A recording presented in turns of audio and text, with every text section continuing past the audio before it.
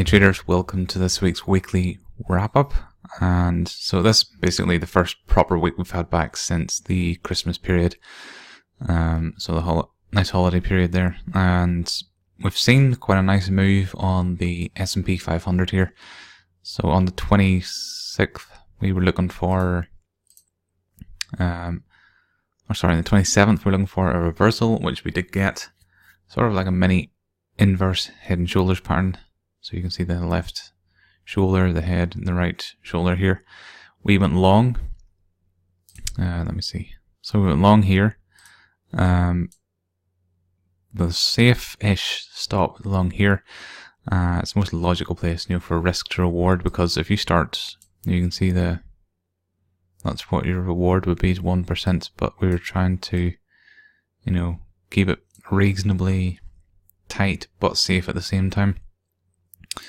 And so it did go in our favor for quite a bit, but what we were looking for on the lower time frames, as you can see here on the 4-hour chart, price was, I maybe use bar replay mode. So let's see if we can get this working. No, it doesn't matter.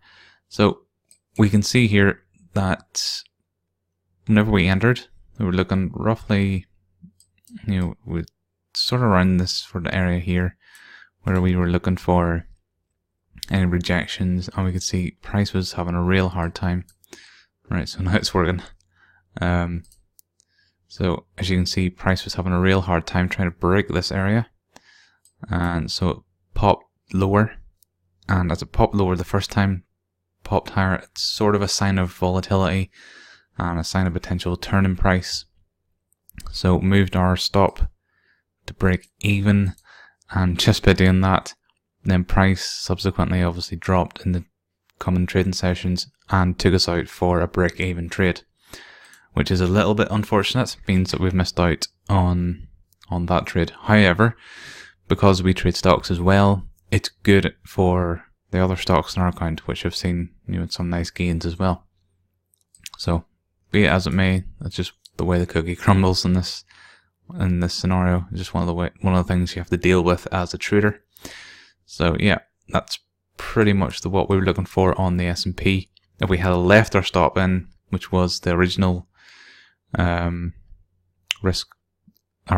management principle, we could have just left it in and accepted it as a 1% loss if it came down. But we were being a little bit more aggressive with the trade management this time. So what we're looking for in future is, we posted on Twitter a couple of areas that we're looking for here is a potential retest of this neckline of this massive head and shoulders pattern. Now, if this gets rejected in the next, 2 to 4 weeks, could be an area to look for potential opportunities to go with the overall trend that we're seeing here. And if there's no rejection, well, then we're going to look for potential break higher and then maybe a retest of this area. It's hard to sort of predict those sort of things or project them, and you just sort of have to see as time goes. Now, as you can see, like the Nasdaq, very similar story. Nothing really new there. The biotech sector, which is what we covered a few weeks ago, we were looking at this area specifically, and that's exactly where it's bounced from. So there could be quite a few opportunities this month within the biotech sector on certain stocks. So we have those within our watch list. So there's a few January effects if you want to go check this out. If you're not a member already, that's a free blog. And then for our members, where we're going into the specifics of what stocks we're actually looking at, you can go in here. So within there, we're going to be highlighting a few different opportunities in different sectors, and biotech could be one of them. So one to keep an eye on. Next, we have the VIX. So basically, volatility index broken out of this triangle, coming back into the triangle. Could be an area to watch potentially as it lines up with the head and shoulders pattern and neckline of the S&P 500. So an area to keep a very close eye on if anything does happen. Lithium, surprisingly, has started to perk up a little bit here. You can see on the daily here and on the intradays. And if you look down here on the weekly, you can see, I wonder if there's any Fibonacci levels.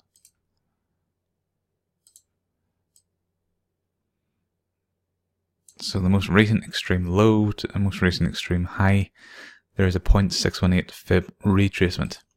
So that's pretty interesting to see. And if you look left, you know, it's a pretty decent area. Got tested here and along here and down here. So yeah, it is on our watch again. Could revise this level. Maybe keep that level in. Let's see.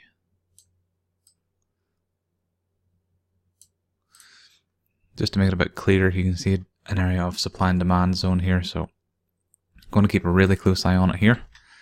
And for the next few weeks, see how things go, see what opportunities there are within this sector. And again, we'll post those within the blog post. This will be updated daily and weekly for the next couple of weeks as we see opportunities unfold. So let's quickly move on. Copper isn't really any interest at the minute. Coffee, however, is. If we look down here,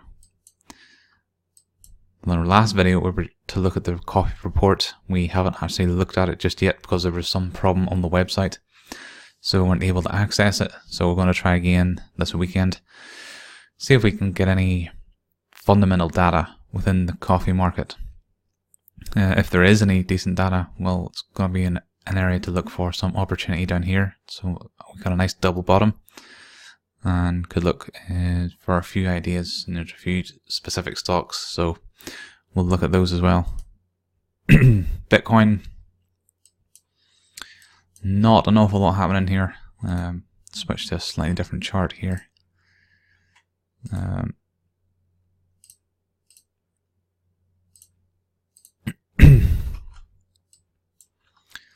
So if you remember, we took this trade and posted it in the VIP member section and covered that, what we're looking for, and then price then came down and it's just been coiling here, and what we're looking for and what we posted on Twitter actually was a pullback to the purple box area, which it did very nicely.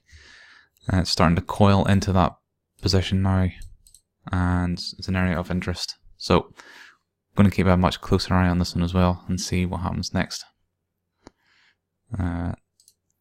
Let's see what else. Ripple, very similar to Bitcoin, nothing much happening. Still in a bit of an accumulation sort of phase. Have a decent bit of interest lower. If it goes lower, I'll be looking for some opportunities there and seeing if we can sort of see any reversals from that area. Natural gas is pulled into a point, very technically, very nice looking on the weekly and daily here. So going forward next week, going to look for a few opportunities, see if we get any pullbacks and take it from there. So that pretty much wraps it up for this week. I hope you enjoyed it. There's not an awful lot of fundamental data out there at the minute that we've seen. The only other thing we did see was dollar yen, and the yen pairs got really volatile last week. Let's see, you know, in the evening time. So, but I think it was roughly 11 or 10 or 11 at night. Yeah, 10 at night. We've seen a massive sell-off, volatility into this really key demand zone, which if you look on the daily here, that's where we've come from before. So it's an area of definite buyers are stepping in along this level. And so if we retest this level, it could be an area to look for any opportunities again over the next coming few weeks, but it's probably not overly likely we see that again. These sort of volatile wicks usually happen and then don't get retested again, so it's quite interesting to see. But yeah, that's pretty much it. This wraps it up for this week's video. Hope you enjoyed, and any questions or anything, let us know, and we'll see you in the next one. Thanks.